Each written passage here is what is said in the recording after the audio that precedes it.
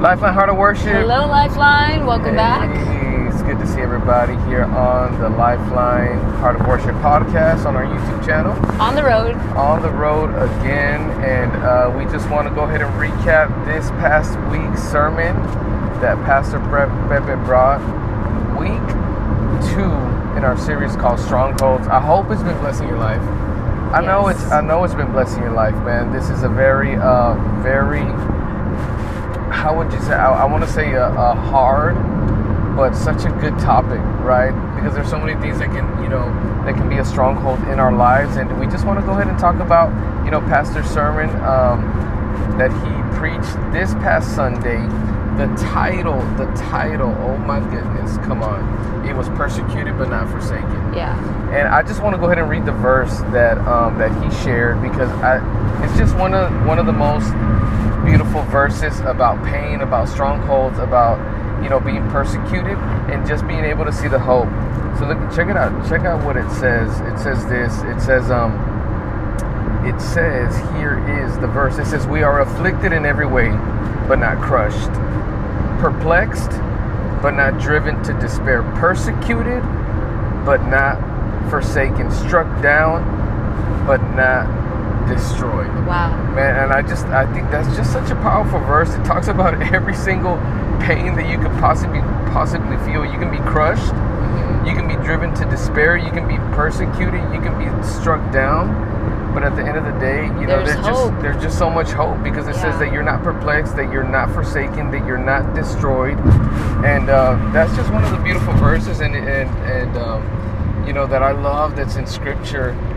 Because I think that's life, right? I think life is going to bring so much. It can bring pain. It can bring confusion. You can feel, persecuted, distressed. You can feel at the point of being destroyed. And we have this beautiful hope in Jesus, right? Yeah, I love it. And so, Pastor, talking about this story of Penina and Hannah. I don't even know if I'm saying her name right. Yes, you are. But a man who had 2 wives, and one who didn't have any kids, any babies, and and the other one did. And just the role that she played, even the names was crazy, right? Penina was beautiful. Penina was Pearl. Pearl, that also meant beautiful, and then Hannah meant favor. And at the moment, it just didn't feel like she had any favor in her life. Mm-hmm. But I don't know, just kind of what spoke to you, or just what are some thoughts that you had just regarding Pastor's message, just right off the jump? This story was so interesting. It was a telenovela for sure. For real. If you think the Word of God isn't interesting, or it is, and talking about this story was just crazy to see how this was happening. First of all, this man that has 2 wives, and they're so completely different. And I think one of the questions that he opened up with was, have you ever been provoked? And if you think about it, we are provoked in many situations, whether it's in our family, in the workplace, and I think that sometimes people don't do it on purpose, and sometimes they do, And provoke can be many things: getting under your skin, getting on your nerves. If there's people that you feel that are purposely doing these things to you. And that was happening to Hannah. Hannah was unable to conceive, and Penina was conceiving and having children, and that was her prayer. That was Hannah's prayer, to be able to have a child. And just thinking about that, being in the waiting, in that season of waiting. So those 2 things really just stood out to me. It was, being provoked and having to deal with that in her day-to-day, how difficult that must have been, and how realistic it is for us in our daily living. And then also being in the waiting, in that season of just having to wait and trust God, to receive what we're asking for, what we're taking to Him, to receive what our request is. That you're right. I do agree. It was like a telenovela. It was a novela for sure, because you got a man with 2 wives, and you could only imagine, and the whole point, she was provoking was the fact that, she had kids, and she didn't have kids. And could you, Pastor used just some great examples, right? We're blessed to have you know, to be a part of a great church here in Harlingen, Texas. And, you know, we have 3 services, and you have so many people, so many walks of life. But, I mean, even joking around, but even just kind of saying the truth, you know, just comparing it to now, you know, you have families that are, unfortunately, that ended up, you know, are broken or maybe divorced, or, you know, whatever the case is. And then you have people coming in, you know, that don't want to see each other. You know, we got a church of thousands, and you know, that maybe don't want to be in the same service. So you know, we got several service times. It's true. And you know, it's the same thing with these ladies. You know, but these ladies, they didn't have a chance. They lived in the same home. They lived in the same house, and then here We're you sharing have the same life, the same husband, and you got one of them that's just provoking, that's nagging, that's being pointing out her her failure, that she can't, and just being a constant thorn, right, you know, in her side. And here you have Hannah, who, no wonder, you know, her name is favored, because she just she never opened her mouth. She never said a word. And I think that's one of the hardest things, if we're talking about, you know, being provoked. I think that's one of the hardest things, that when you're provoked, is to stay silent. Yeah. I think that's really one of the hardest things in marriage. I think it's one of the hardest things, you know, just in life. When anybody gets under your skin, how can you, you know, just stay quiet, not talk back? So if we can take anything that we can try to apply to our lives, you know, from this sermon, is like, hey, the next time, you know, somebody gets under my skin, the next time, you know, somebody is just nagging or provoking me or doing, I mean, even siblings, you know, I think it happens a lot with family more than, you know, and I know it can happen outside of family, but I think, you know, it can happen a lot with family too. It's like, man, you just get provoked. You get, you know, because you just feel so comfortable, right? Yeah. And so, yeah. I think God did that on purpose. I think that in leadership with our family, believe it or not, like, I think it builds, I know that it builds your character. When other people challenge you in a certain way, it doesn't feel like that. In the, you know, when you're going through it, you don't feel like, oh, she's provoking me and it's building my character and it's making me better. No, you're going through it. And but I think at the end of the day, relationships are so tough. We're all so different. We all have our own opinions, but man, it really does build you as a person. And at the end of the day, it's like, are you gonna do well in this, or are you gonna fail at it? Like, if someone is provoking me, the way that I respond, I think that we realize when, man, I shouldn't have said that. Man, I should have just stayed quiet. And then it happens again, and then you get that opportunity to respond or not respond. So I think it builds us as a person. I think when we're younger, we're quicker to just say whatever's in our head, and as we get older, it's like, okay. You know what's funny, that it's when you're immature. Yeah, that's what it is. You say what's quick on your head, and then you have this season of where you're maturing. But then when you get old, in your old age, it's kind of like you're going back to being a kid again, because even in the natural, you know, you're having to be you have to be taken care of in your old age. But then you go back to saying whatever's on your mind. You revert. It's like, I'm old, I can say whatever I want. Yeah. So, you know, it's that middle, right? It's that sweet spot. It's the prime part of your life. And even Pastor was, you know, he even mentioned, you know, that sometimes there's people, you know, and this was towards the end of the sermon, and I know we're not going in order, but towards the end of the sermon, or towards that last point, he was talking about how sometimes he will allow people in your life to grow you and to mature you. Yeah, for sure. And I do believe that. So it looks like we're going to get an order here. So we'll be right back.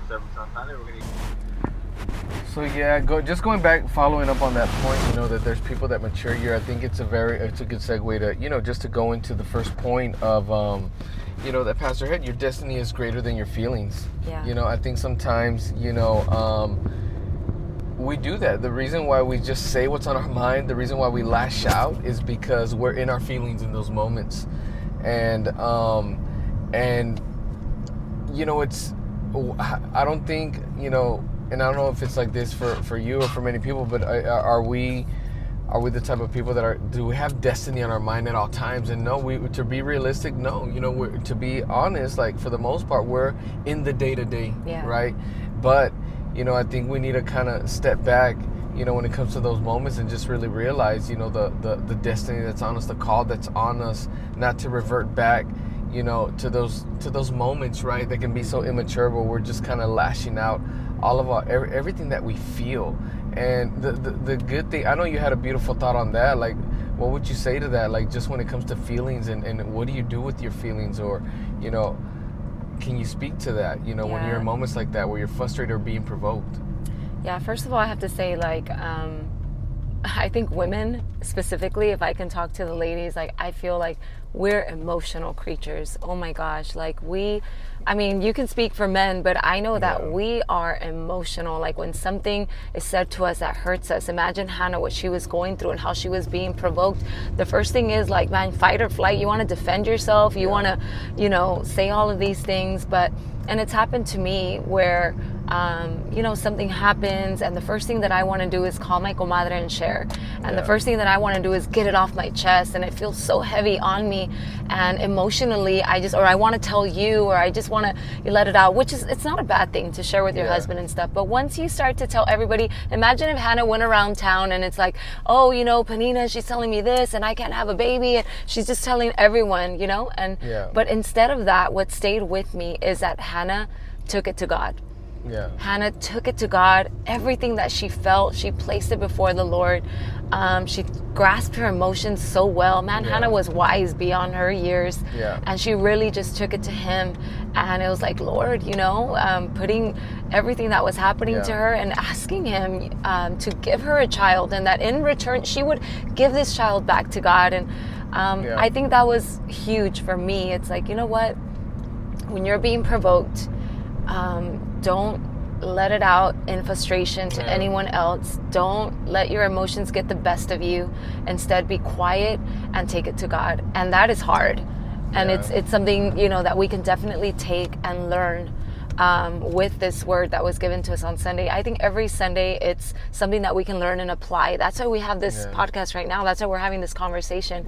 So ladies and men, can we just take those situations that come and just be reminded, like, you know what, I'm going to be quiet, I'm going to be still, and I'm going to take it before the Lord. And as men, like, I know you're talking about, like, women are emotional, right?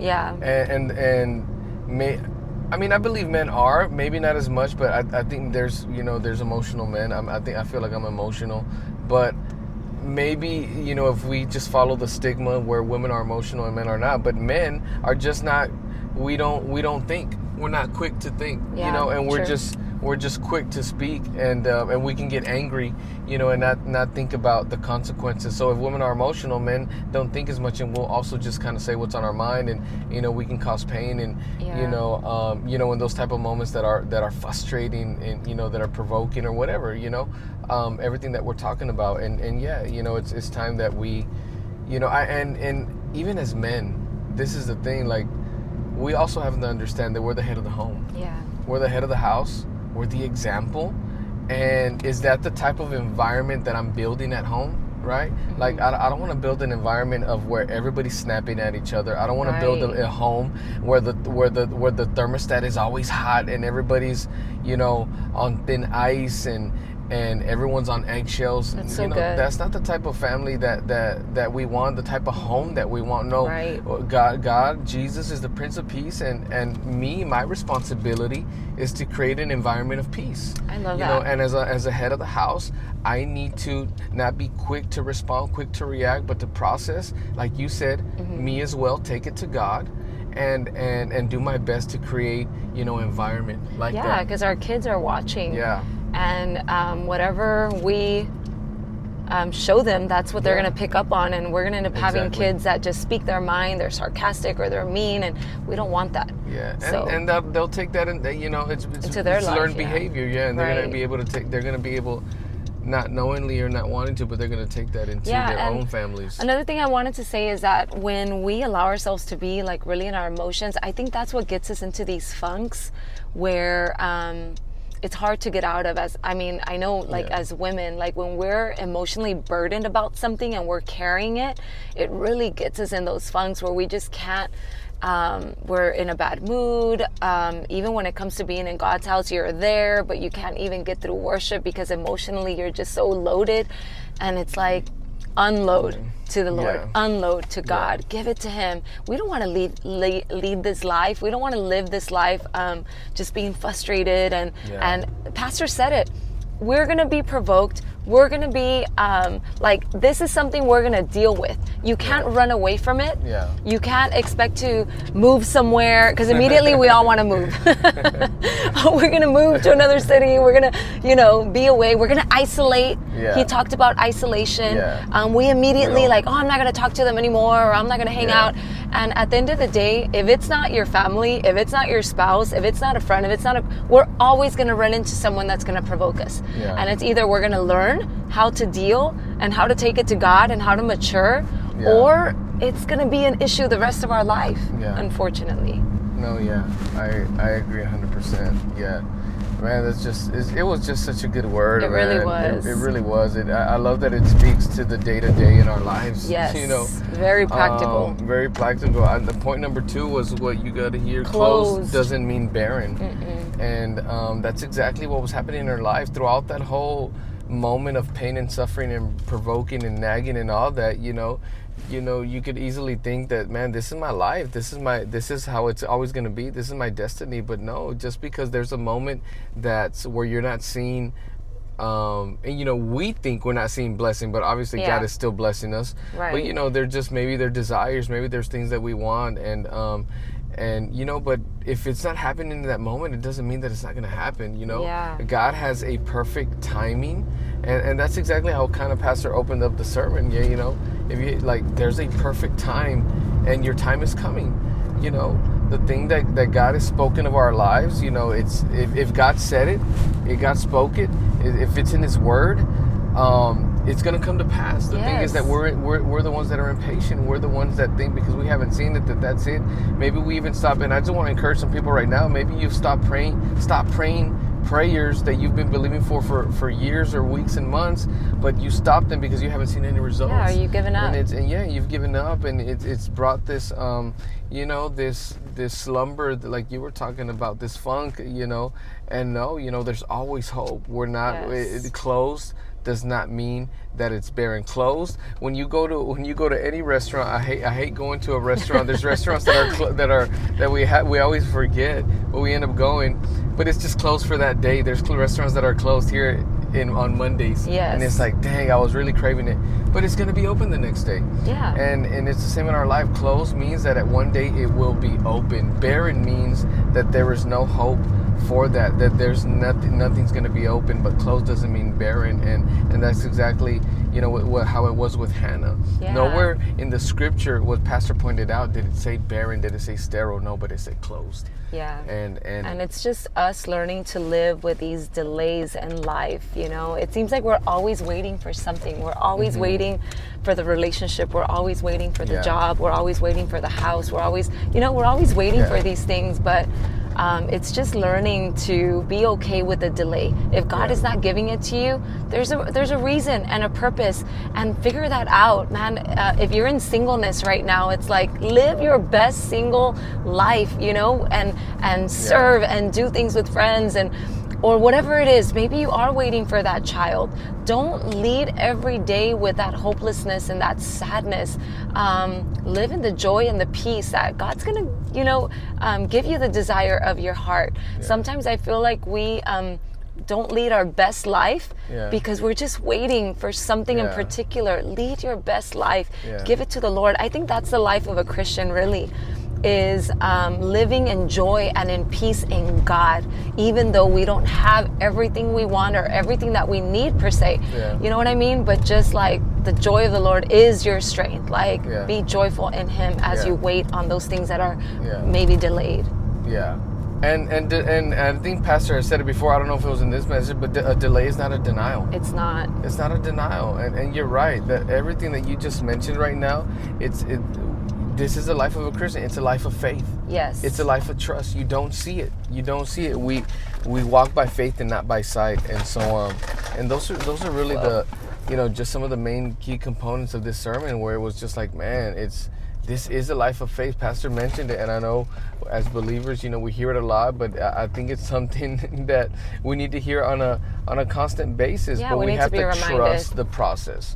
We have to trust the process that God is taking us through, and God is taking each and every one of us through a process. Yeah. And God has a purpose in that process. In that process, we're growing. In that process, we're maturing. In that process, we're getting better. In that process, there's fruit that's going to be produced. Like there's key ingredients that are happening in that process. I've been on a little journey of cooking, and I love cooking, and sometimes you put in these ingredients in, and in the moment, okay, it calls for this, it calls for that, it calls for this, and there's something taking place. But when all these ingredients come together, and at the end, you get the chef's kiss, because you have been doing good. They all came together at the end, and it's the same thing. There's key moments that God is working on this, He's working on that. There's ingredients that God is working on individually in our lives, and at the right time, you're gonna see your blessing. You're gonna see things that that you desire. And if it's something that I wrote down is live your life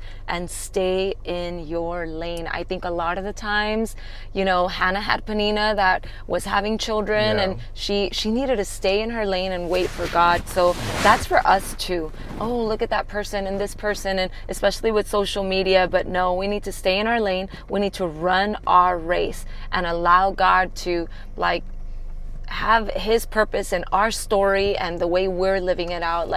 I think that's huge for all of us, is just to be reminded, let's just stay in our lane and be happy in it, be full of joy, and living out our own testimony. We talked about it with the young adults, talking about being happy, with joy and all that. The password, there's a message says that it's gratitude. In every season, if there's one key component that we can all, take a hold of to get through any season, is gratitude. And I'm grateful for where I am, because I'm not where I used to be. I'm grateful everything that God has done to bring me to this place where I am now. But I know it doesn't end here, and God is going to continue. He's so faithful and good that it's going to continue to move forward. And I'm just grateful. And we need to learn to live lives of gratitude, where it's like, man, God, look at everything that you've done. Yes. And look at everything that and I have the faith and the trust that you're going to continue, to do things in my life. So whenever those emotions want to come over us, remember to be grateful, remember to stay quiet and take it to God. That's it. And that is a recipe for success. Come on, it's a recipe as a believer. It is. And we're here to just encourage you. It's hard. And after each season, you can do that chef's kiss and be like, let's go. What? I kept my mouth shut. Look at everything that God put together. Absolutely. Look at the blessing that I'm seeing. You're going to be so proud of yourself. Look at her name. We'll end with this. Her name was Favor. Yes. And in the moment, she wasn't seeing the favor, but she ended up seeing the favor. At the end, she ended up having a child, and look at what God did through that child. So it's like, man, there's favor over your life. In the moment, you're not going to be able to see it, but man, there is favor. You're never going to lose when you obey God and when you do things His way. And sometimes you got to shut up. Sometimes you got to be patient. Sometimes you got to be at peace. You got to be thankful, and just watch God. I know in months, weeks, years to come, we always hear testimonies of what God has done. It was moments right now in the present that it's like, man, I'm in the waiting, but then, hey, look at what God did. Absolutely. Look at what God did. And your testimony is going to help someone else. You will always run into someone who's in the season of waiting, who's being provoked, and you're going to know exactly what to say to be able to help each other out. Yep. That's it. So that was it, man. Pastor's message was incredible. If you did not get to catch it and you heard this first, go back and watch it. We already did part 1 and part 2. We're going to be doing part 3 this Sunday, so make sure you get in the house, right? And we can't wait to see everybody at Lifeline this Sunday. Our service times are 8, 10, and 12. That's right. All right? Yeah, so come and worship with us. Come ready. Remember what we shared last time. Prepare your heart before you, as you get on the road. There is something for you. There's a word for you. And we continue with Strongholds. I can't wait to hear what's next. It's been it's been incredible. Remember to bring your notebooks, take notes. Even right now as we talk, like we have to go back to our notes. I wish we could remember everything, but make sure to make it a habit and have your family. We have our children take notes, and it helps them as well. So make this a family thing. Discuss over lunch or even after you hear this recap. But let's create better, healthier families. And let's start with the little things like taking notes. Amen. All right, guys. All right, guys. We'll see y'all. We love you. We'll see you on the next one. See you next time.